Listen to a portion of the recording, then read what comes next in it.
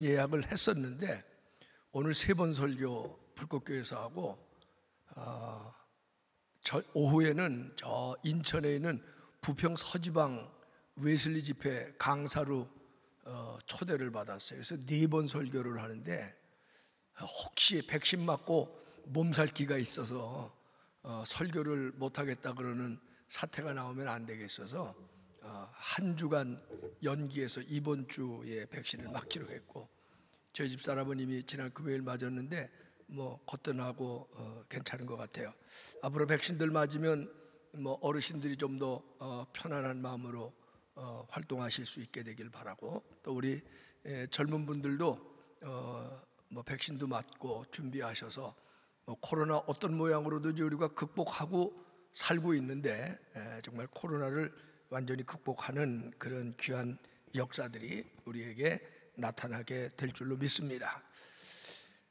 가정의 달이기도 하지만 지난주부터는 사실은 성령 강림 주간이 시작이 됐어요. 그래서 지난주가 성령 강림 주일이었고, 그로부터 16주간이 성령 강림 주간으로 우리가 성령의 강림을 사실은 지키는 겁니다. 그런데 많은 분들이 아직도 교회 다니면서 성탄절도 중요한 절기고 부활절도 우리에게 있어서 엄청 중요한 절기죠.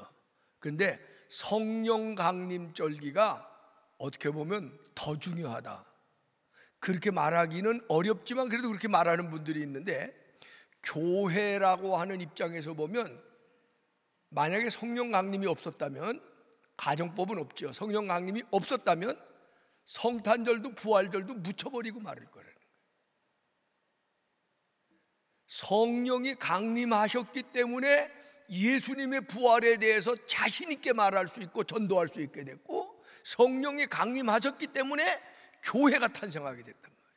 그래서 교회의 입장에서 보면 성령 강림절이 어떻게 보면 성탄절보다 부활절보다 더 중요하게 지켜져야 되는데, 우리는 그냥 심드렁하죠. 그거 몰라도 되는 것 같고. 그런데 절기를 기억하고 절기를 지키는 게 중요한 게 아니라, 여러분이 신앙생활하면서 우리에게 찾아오셔서 우리를 구원하시기 위하여 성탄하시고 십자가 지시고 부활하신 예수님을 꼭 마음에 새겨놓는 것처럼 그 예수님을 믿을 수 있게 하시고, 그리고 우리가 살아가는 동안 우리의 삶에 여러 가지 의미에 도움이 되는 성령의 강림은 내려오신다는 거거든요. 성령의 내려오심을 여러분이 동시에 소중하게 붙잡지 않으면 신앙생활 하기가 어렵단 말이죠. 성령이 내게 부어주심, 찾아오심, 강림하심을 모르고 신앙생활을 한다고 하는 것은 어떻게 보면 억지춘향과 같은 거예요.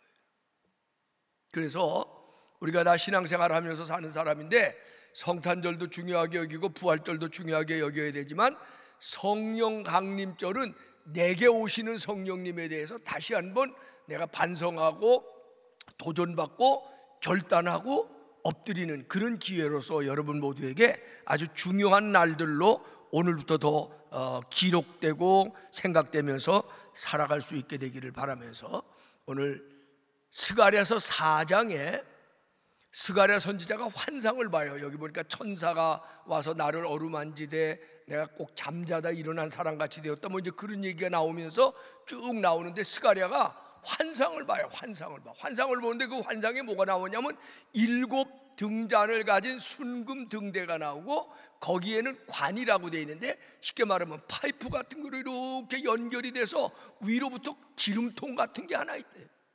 그 기름통으로부터 그 각각의 금 등대 안에, 등잔 안에 기름들이 공급되면서 거기서 빛이 촛불이 불타는 그런 장면을 봤다는 거예요. 자, 이건 도대체 무슨 일일까요? 금촛대가 있고 금촛대 위에 순금등대가 있고 그 꼭대기에 주발 같은 것들이 있고 그 주발에는 관이 연결이 됐는데 기름을 흘러내리는 관이다, 그런 말이에요. 자, 기름 그러면 성경에 많이 나오죠. 성령을 표현할 때 기름 같은 성령, 물 같은 성령, 불 같은 성령, 바람 같은 성령, 그렇게 표현되어 있는 것들을 우리가 많이 들어봤잖아요. 근데 이걸 가만히 생각하면 기름이나 물이나 불이나 바람은 우리의 실제 생활 속에 아주 꼭 필요한 것들이에요. 만약 이것들이 없으면 여러분, 이 세상에 물이 없어져 봐요.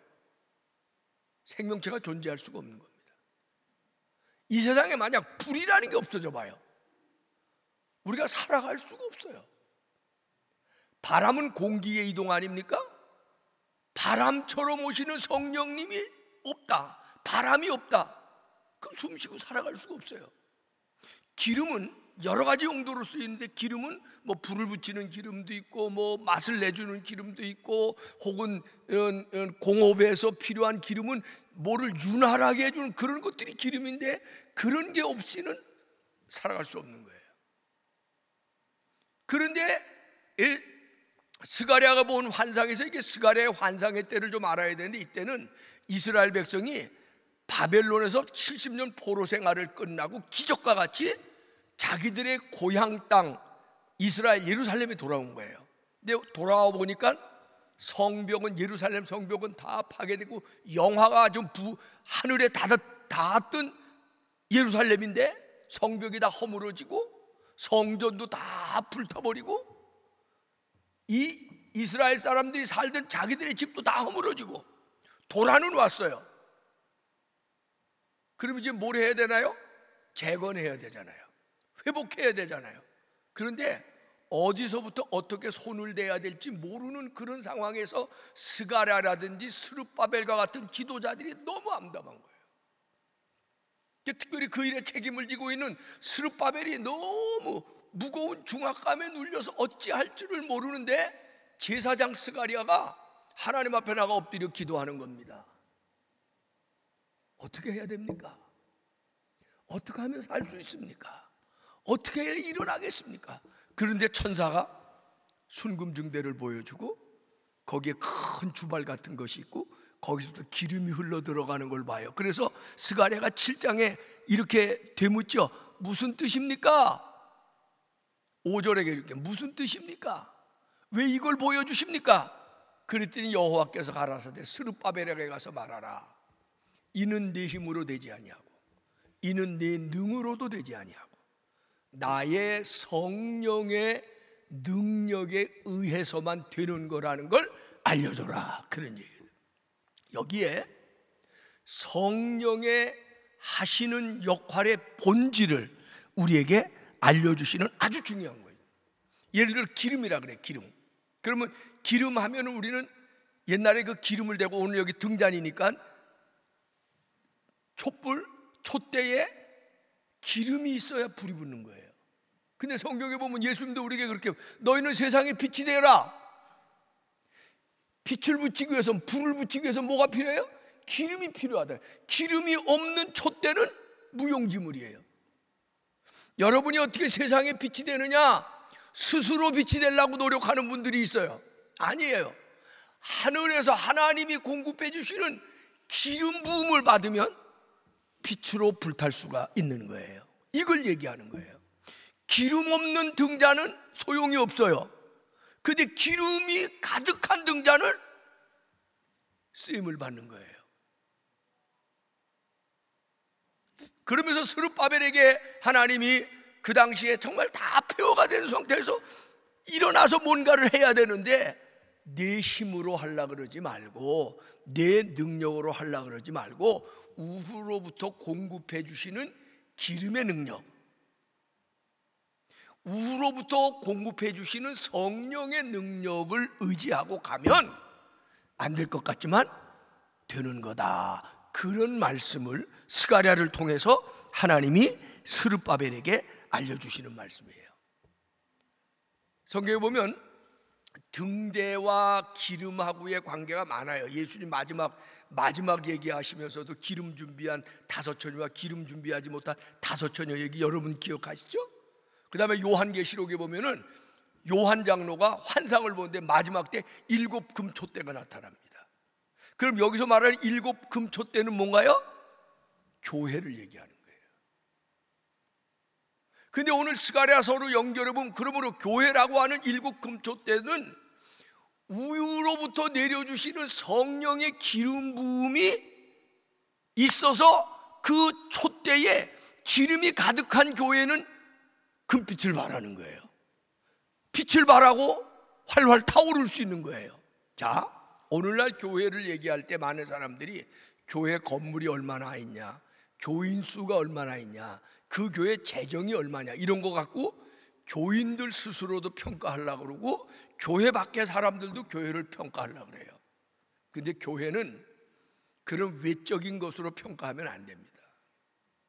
교회는 어떤 것이냐, 오늘 스가랴가 본 환상이나 요한계시록에 나와 있는 환상에 보면 교회는 하나님이 세우신 촛대인데, 이 하나님이 세우신 촛대의 교회에는 기름 부음이 가득해야 되는 거예요. 그래서 저는 우리 불꽃교회를 생각할 때마다 얼마나 좋은 예배당을 전하느냐, 이게 중요한 게 아니에요. 여기 수천 명의 예배자들이 와서 이게 중요한 게 아니에요.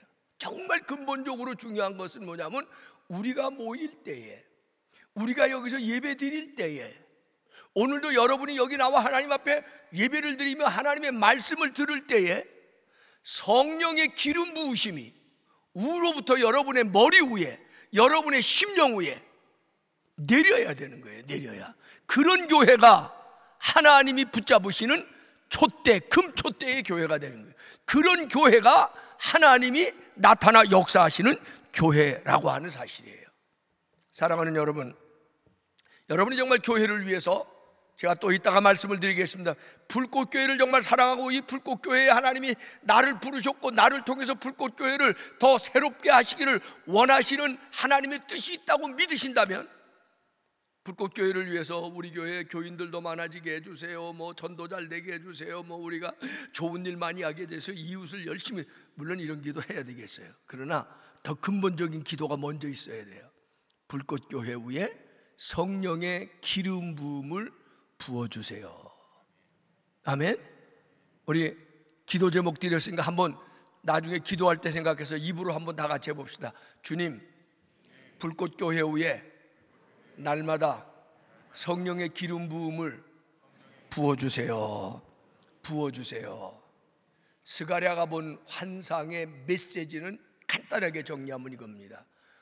우로부터 성령의 기름 부음이 있으면 촛불은 활활 타는 것처럼, 교회에 성령의 기름 부으심이 있으면 그 교회는 살아있는 건강한 교회, 하나님이 역사하는 교회가 되고, 이건 꼭 교회만이 아니에요. 한 심령, 한 사람, 여러분의 가정도 성령의 기름 부음이 나타난 가정은 행복한 가정이 될 겁니다. 성령의 기름 부으심이 여러분의 심령에, 교회를 다니는 여러분의 심령에 시시때때로 나타나면 여러분은 행복하고 건강한 인생을 살 수 있게 된다는 사실을 믿으시기를 바랍니다. 아멘. 그래서 우리가 여기서 한 가지 확실하고 분명하게 붙잡고 가야 될 말씀은, 둘째, 무슨 일이든지 위로부터 부어주시는 성령의 기름을 받아야 된다고 하는 메시지입니다. 여러분, 신앙생활 하신 지 꽤 오래되셨는데 여러분에게 다시 한번 뭐가 이 가슴 속에 붙잡혀져야 되냐면, 성령의 기름 부으심을 받아야 내가 신앙에도 승리자가 되고, 성령의 기름 부으심이 늘 나에게 넘쳐야 내 가정도 복된 가정이 되고, 성령의 기름 부으심이 우리 교회에 늘 차고 넘쳐야 불꽃교회가 건강한 교회, 하나님이 기뻐하시는 교회로서 빛을 발할 수 있게 된다고 하는 사실이에요. 할렐루야, 할렐루야. 인간의 노력이 역사를 이루어져 갑니다. 그러니까 인간의 노력, 인간의 수고, 인간의 땀방울, 그 별거 아닌 거 아닙니다. 여러분이 땀 흘린 것만큼, 여러분이 노력한 것만큼, 여러분이 수고한 것만큼 여러분의 가정의 역사, 여러분의 개인의 역사, 교회의 역사가 달라질 수 있습니다. 그러나 오늘 메시지에서 하나님이 우리에게 주시는 말씀은 인간의 노력과 수고만으로 되는 것이 아니다. 성령의 허락하심이, 성령의 역사하심이 나타나야 너희들의 노력과 수고가 헛되지 않고 이루어지고 열매를 맺게 된다고 하는 그런 말씀입니다. 사실은 인생을 살다 보면 저는 목회하면서도 그런 일을 참 많이 봤는데 이건 꼭 될 거예요. 이건 꼭 될 거래. 안 될 수가 없어요. 근데 안 돼요. 결과를 보면 인생 살다 그런 일 없으셨나요? 너무 많죠.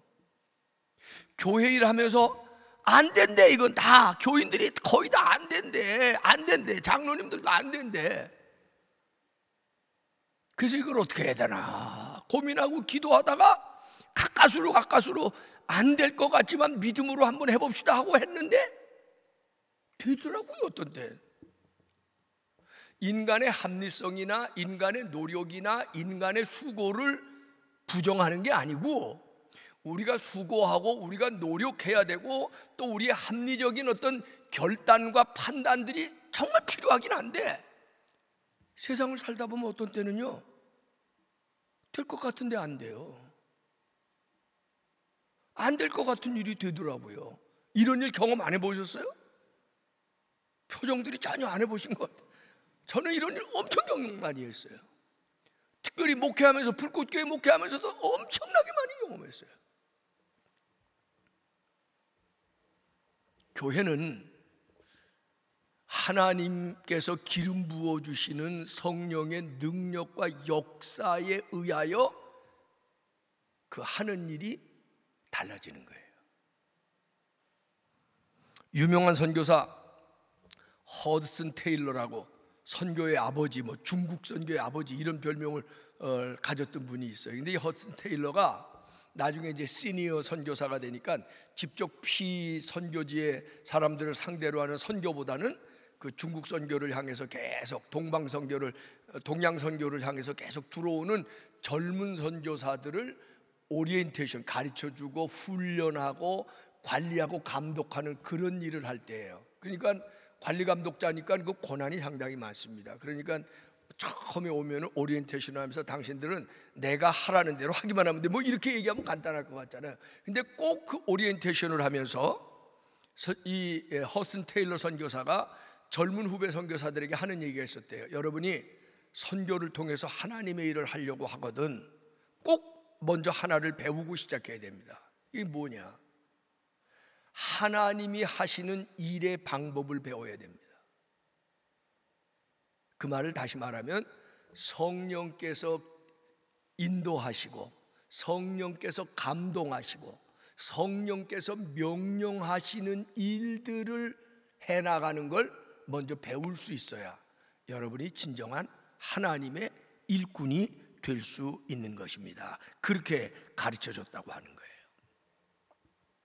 무엇을 얘기하는 거냐? 우리가 가정이나 혹은 직장이나 사업장이나 혹은 교회에서 목회하는 것도 우리 이렇게 넓게 확장을 하면서 이건 무슨 일을 하려고 하는 거냐? 이런 모든 일을 할 때 우리의 수고, 우리의 노력이 필요하지만 이게 우리의 수고와 노력으로 끝나는 게 아니라는 거예요. 아무리 우리가 수고하고 노력해도 성경에 그런 말씀이 있어요. 사람이 아무리 그 길을 계획할지라도 여호와께서 사람의 발걸음을 인도하시는데 노하면 계획이 무산되기도 하고요, 예스 하면 계획이 별로 없었는데 되기도 하고요. 우리는 그걸 고백하면서 사는 사람이라는 거예요. 스가랴가 오늘 그걸 본 거예요. 그러니까 스룹바벨을 위시해서 스가랴뿐만 아니라 성전 재건, 이스라엘 재건의 사명을 가진 지도자들이 재건의 일을 시작하려니까 너무 막막해. 어디부터 손을 댈지 모르겠는 거야. 물자도 없지요, 자재도 부족하지요, 인력도 없지요, 돕겠다는 사람 없지요. 아무것도 없는데 잿더미가 된 속에서 어디부터 시작해야 될지 모르는데 그들은 자기의 능력, 자기들의 노력, 자기들의 수고만 생각하니까 막막한 거예요. 근데 하나님께서 스가랴를 통해서, 환상을 통해서 보여주신 것은 내 힘으로 되지 않고 내 능으로 되지 않는다는 거예요. 그래서 우리가 다음에 넘어가 보면 이 스가랴서의 전체의 주제는 뭐냐면 성전을 재건할 때에 내 힘으로 한다고 막막하게 생각하지 말라. 내 능력으로 해야 된다고 이걸 어떻게 해? 그렇게 염려하지 마라. 이 모든 일은 내 힘으로도 되지 않고 내 능으로 되지 않고 성령의 능력으로 되느니라. 이걸 가르쳐 주시는 거예요. 할렐루야, 아멘. 실망하거나 소극적일 수밖에 없었던 스룹바벨과 지도자들에게 내 힘으로 한다고 왜 실망하냐? 내 능력이 모자란다고 왜 낙심하냐? 왜 소극적이 되냐? 하나님의 능력을 믿고 의지하고 그 능력을 따라 나서라 그런 거예요. 사실은 인생을 살다 보면 좀 전에도 말씀드렸지만 내 맘대로 되는 일도 많지만 안 되는 일이 더 많아요. 인생을 살다 보면 내 생각과 계획대로 되는 일이 많지만 지내놓고 보면 내 생각과 계획하고 다른 그런 일들이 더 많아요. 여기 인간의 한계가 있는 거예요. 우리는 뭐든지 다 할 것 같죠. 유명한 20세기의 실존 신학자이며 목사인 폴 틸리키 목사가 아주 재미있는 얘기를 했어요. 인간은 4가지 한계 속에 산다. 공감이 될 거예요. 첫 번째는 인간은 시간의 한계 속에 산다. 여러분, 오늘 우리가 드리는 예배가 왜 소중한지 아시죠? 오늘 우리가 드리는 예배는 우리가 살아생전 다시 경험하지 못하는 예배예요. 오늘 지나가면 2020년 5월 마지막 주 우리 예배는 지나가는 거예요. 이게 시간의 한계 속에 사는 거예요. 이 시간의 한계에 저촉이 안 되는 사람이 어디 있어요? 둘째, 폴 틸리키가 얘기하는 것은 둘째, 우리 인간은 공간의 한계 속에 산다. 그렇죠? 여러분, 사랑하는 자녀들이나 사랑하는 친인척들이 누가 저 미국이나 유럽이나 혹은 아프리카에 가서 사는데 그들하고 만나고 싶으면 만날 수 있어요? 못 만나잖아요. 그들이 지금 어렵대요. 무슨 위기에 있대요. 가보고 싶은데 갈 수도 없잖아요. 요즘 같은 때는. 우리 이렇게 공간의 제한을 받고 사는 거예요. 여기서 잠깐, 우리는 시간과 공간의 제한을 받고 사는 인간이에요. 이게 우리 한계입니다. 그러나 성령님께서는 시간과 공간의 제한을 넘나드시는 분이에요. 나는 지금 미국에 있는, 유럽에 있는, 아프리카에 있는 내가 사랑하는 분들, 관심하는 분들 위해서 기도하면서 그들에게 가고 싶어도 못 가지만 성령께서는 우리가 여기서 기도할 때 그곳에 가서서 역사하시는 거예요. 셋째, 폴 틸리키가 말하는 인간의 한계의 세 번째는 아무리 잘나고 아무리 똑똑하고 아무리 대단하고 뭐 인생에 대박을 치고 뭐 요즘 아무리 유명한 사람도 인간은 인과응보의 제한 속에 산대요. 우리말로 뿌린 대로 거두는 거예요. 지금은 대단한 것 같고 지금은 뭐 열매가 무성한 것 같고 지금은 뭐가 엄청난, 그러나 결과가 반드시 온다는 거예요. 인과응보에 그 안에 사는 거예요. 대박을 난 인생, 뭐 대박도 소용없어요. 오래 놓고 봐야 돼요. 옛날에 뭐 로또 맞아갖고 뭐 벼락 부자가 된 사람 얘기 들어봤어요? 그런데 10년이 지난 다음에 그 사람의 뒤끝을 보니까 그게 벼락 부자의 길인 줄 알았던데 벼락으로 멸망하는 길이었대요. 그런 얘기 듣잖아요. 넷째, 더 중요한 거예요. 틸리키가 말하는 시간의 제한, 공간의 제한, 인과응보의 제한, 마지막 네 번째는 소멸의 제한을 받는데요. 아무리 발버둥 쳐도요. 저는 젊은 목사 됐을 때, 전 어려서 목사가 됐거든. 25세. 그땐 나이야 좀 빨리 먹어라, 나이야 좀 빨리 먹어라. 그래서 좀 나이 든 목사가 되면 권위가 있을 줄 알고, 그런데 요즘은 나이야 좀 덜 먹어라, 덜 먹어라. 그래도 벌써 70이 성큼 넘었어요. 소멸이야, 소멸. 나이가 들면 늙게 돼 있고 늙게 돼 있으면 결국은 죽게 돼 있는 거예요. 이게 소멸의 법칙이에요. 더더구나 영어는 그런 얘기를 많이 하는데, 영어에서 죽음을 뭐라고 해요? 인간의 죽음을 표현하는 아주 재밌는 표현이 뭐냐면, 죽음이라는 거는 beyond my control, 내 관리 능력 밖에 있는 게 죽음이라는 거예요. 죽음이 뭐냐? beyond my control, 내가 관리할 수 있는 능력을 넘어서 있는 게 죽음이라는 거예요. 아무리 너무 우리 여기 어르신들도 많지만 너무 오래 살라고 애쓰지 마세요. 그거는 beyond my control. 내 힘으로도 안 되고 내 능으로도 안 되지만 하나님이 우리에게 기름 부음의 능력으로 나타나시면 할 수 있다는 거예요. 이게 성경이 말하는 기본적인 진리고 핵심이에요. 이걸 사도 바울은 일찍이 깨달았어요. 왜?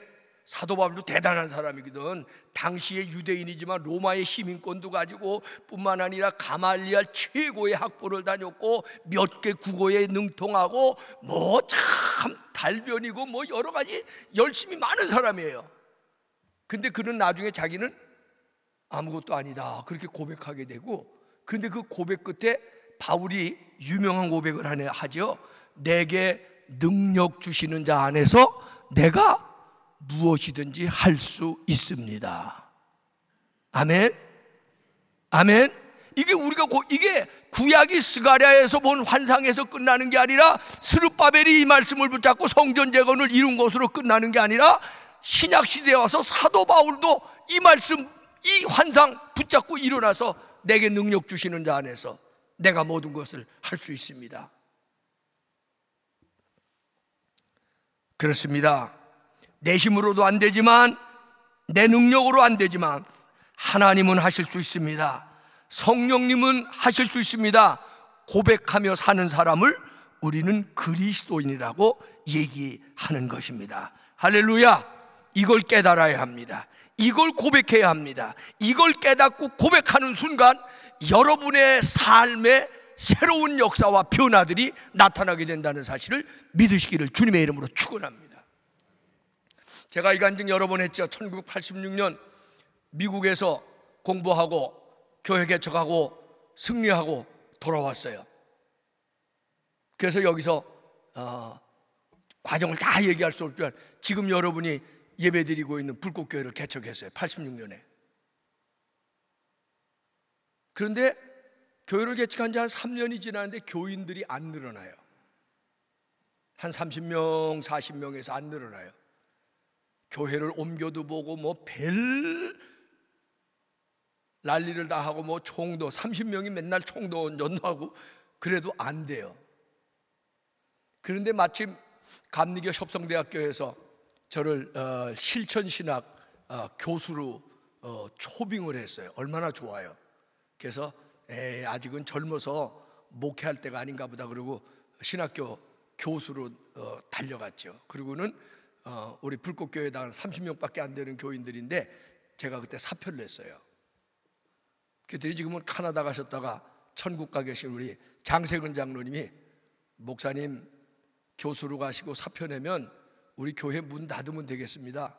우리도 각각 뿔뿔이 있었던 교회로 갈 테니까 그냥 교회 간판 내려놓으시죠.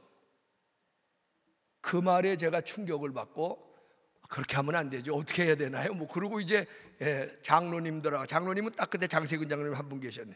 몇 분하고 내고를 하다가 나온 얘기가 뭐냐면, 그러면 저는 신학교 교수로 가야 되기 때문에 아침 일찍 출근해야 돼서 새벽 기도도 못하고 주일 아침밖에 예배 설교 못하고 수요일도 못하고 신방도 못하는데 어떻게 목회를 하냐고 그랬더니 그러면 부목사를 한 분 모시재요.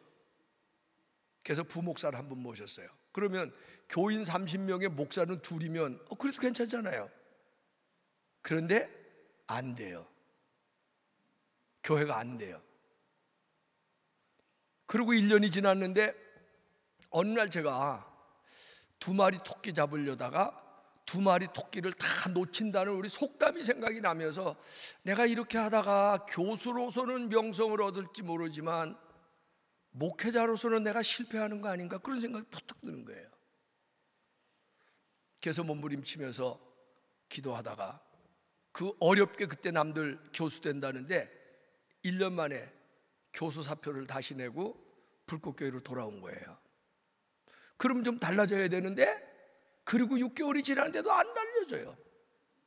그러니까 제가 그때 조바심이 나갖고 지금은 이렇게 얘기하지만 그때는 상당히 제가 다급했어요. 그래서 하나님 앞에 맨날 하소연하고 따지는 거예요. 아니 이러려고 나를 미국에서 돌아오게 하셨냐?